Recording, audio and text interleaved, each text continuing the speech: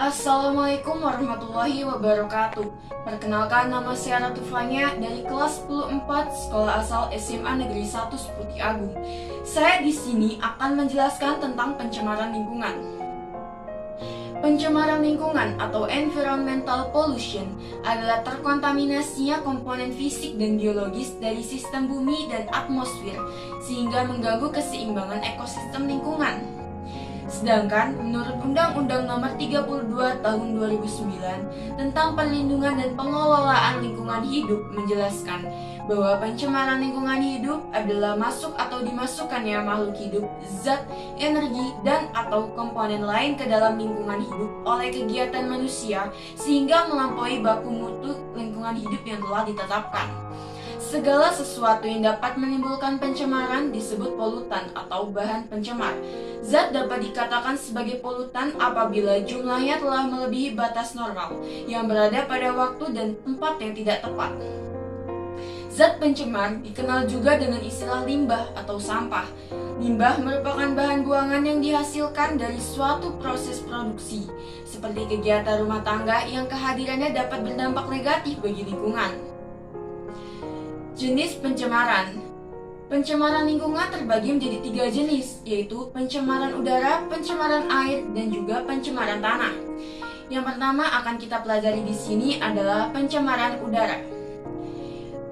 Pencemaran udara adalah kehadiran satu atau lebih substansi fisik, kimia, atau biologi di atmosfer dalam jumlah yang dapat membahayakan kesehatan manusia, hewan, dan tumbuhan, mengganggu estetika dan kenyamanan atau merusak properti. Pencemaran udara dapat ditimbulkan oleh sumber-sumber alami maupun kegiatan manusia. Penyebab pencemaran udara. Pencemaran udara bisa disebabkan oleh 2 faktor, yaitu faktor alam dan faktor manusia. Penyebab pencemaran udara dari faktor alam adalah aktivitas gunung berapi yang mengeluarkan abu dan gas vulkanik, kebakaran hutan, dan kegiatan mikroorganisme. Polutan yang dihasilkan biasanya berupa asap, debu, dan gas. Penyebab polusi udara yang kedua adalah faktor manusia dengan segala aktivitasnya. B. Dampak pencemaran udara. Ada 2 efek dalam dampak pencemaran udara ini, yaitu efek jangka pendek. Efek jangka pendek yang pertama adalah memicu terjadinya kerusakan pada sel pernafasan dan membuat pernafasan menjadi buruk. 2. Memicu resiko penyakit kardiovaskular. 3. Memberikan tekanan lebih pada paru-paru dan jantung, di mana organ ini harus bekerja lebih ekstra. Yang kedua ada efek jangka panjang yang terdiri dari 1. Memperpendek usia hidup. 2. Membuat penuaan pada paru-paru dengan cepat. 3. Menurunkan bahkan menghilangkan fungsi organ tubuh utama yaitu paru-paru. 4. Meningkatkan berbagai potensi penyakit seperti emfisema, asma, bronkitis, dan kanker. 5. Menaikkan resiko virus corona. 6. Bagi kalangan tertentu dapat meningkatkan terjadinya potensi penyakit seperti hipertensi, diabetes, penyakit kardiovaskular, dan penyakit paru-paru kronis. C. Cara mengatasi pencemaran udara. Berikut ini adalah langkah-langkah untuk membuat udara yang ada semakin baik. 1. Kurangi emisi. 2. Memilih produk hemat daya dan ramah lingkungan. 3. Tidak membakar sampah. 4. Bertanam. 5. Menghindari menggunakan bahan kimia yang berlebihan. Yang kedua yang akan kita pelajari di sini adalah pencemaran air. Pencemaran air adalah peristiwa masuknya zat atau komponen lain ke dalam perairan. Pencemaran air merupakan masalah global utama yang membutuhkan evaluasi dan revisi kebijakan sumber daya air pada semua tingkat.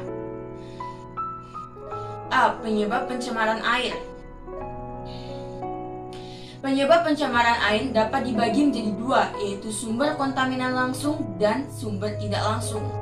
Sumber langsung meliputi efluen yang keluar industri, TPA sampah, rumah tangga, dan sebagainya.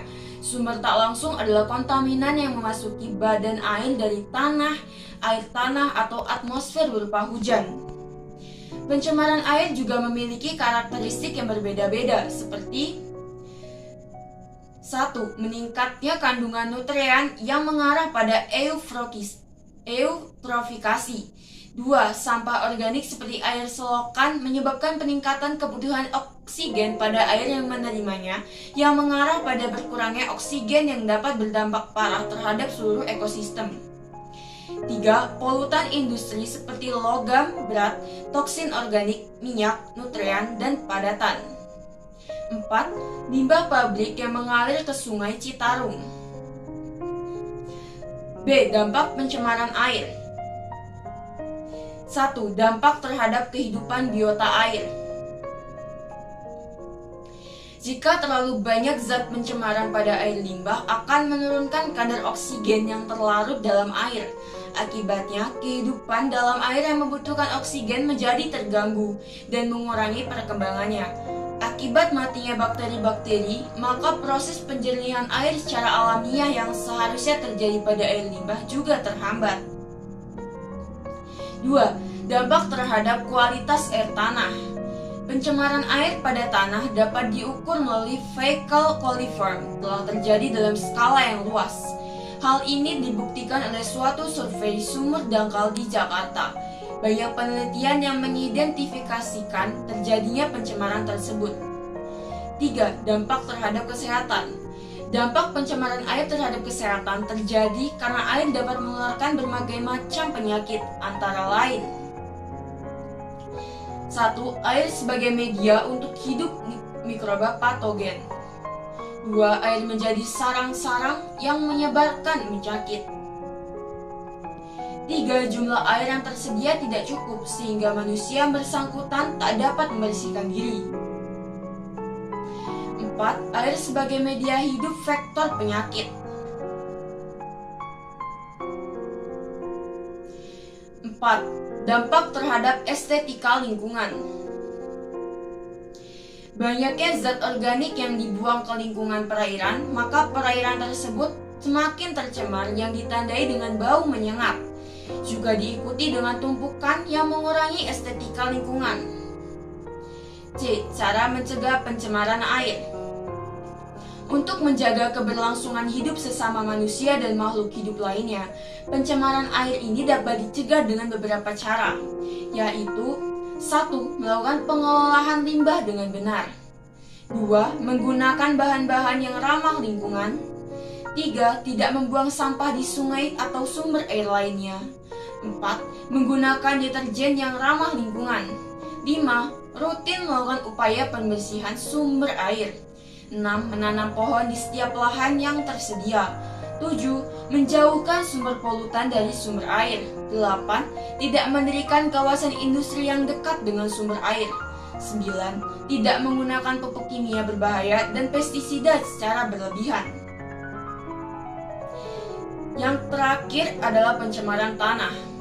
Pencemaran tanah adalah keadaan di mana bahan kimia buatan masuk dan mengubah lingkungan tanah alami. A. Penyebab pencemaran tanah. Tanah termasuk ke dalam komponen abiotik dari lingkungan.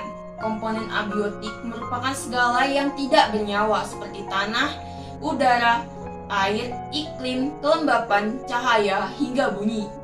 Penyebab terjadinya pencemaran tanah terbagi menjadi 3 golongan, yaitu 1. Limbah domestik, yaitu limbah yang berasal dari kegiatan manusia.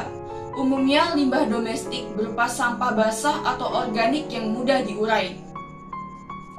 2. Limbah industri, yaitu limbah padat berupa lumpur, bubur yang berasal dari proses pengolahan seperti sisa pengolahan pabrik gula, pulpen, kertas, rayon, plywood, pengawetan buah, dan lain-lain. 3. Limbah pertanian, biasanya berasal dari pestisida atau DDT, diklorodivinyl trichloroethana, yang digugakan oleh petani untuk memberantas hama tanaman. B. Dampak pencemaran tanah. Beberapa efek utama dari polusi tanah tercantum, yaitu sebagai berikut. 1. Berefek pada kesehatan manusia. 2. Pengaruh terhadap pertumbuhan tanah. 3. Kesuburan tanah menurun. Bahan kimia beracun hadir dalam tanah dapat menurunkan kesuburan tanah dan karena itu penurunan hasil tanah. 4. Debu beracun. Emisi beracun dan bau busuk dari tempat pembuangan sampah dapat mempengaruhi kesehatan manusia dan mengganggu kenyamanan sehari-hari. 5. Perubahan struktur tanah. 6. Keracunan sumber air bawah tanah. Pencemaran tanah juga menyebabkan keracunan sumber air bawah tanah. C. Cara mencegah pencemaran tanah. Degradasi tanah merupakan masalah kompleks yang mengharuskan pemerintah, lembaga, masyarakat, dan individu untuk mengambil tindakan bersama. Berikut ini adalah beberapa hal yang dapat kita lakukan untuk meningkatkan kesehatannya. 1. Makan bahan makanan yang berkelanjutan. Daur ulang baterai dengan benar, buat kompos buatan sendiri, dan buang obat-obatan di tempat yang diizinkan untuk tujuan ini. 2. Mendorong model yang lebih ramah lingkungan dengan industri, pertanian, dan peternakan di antara kegiatan ekonomi lainnya.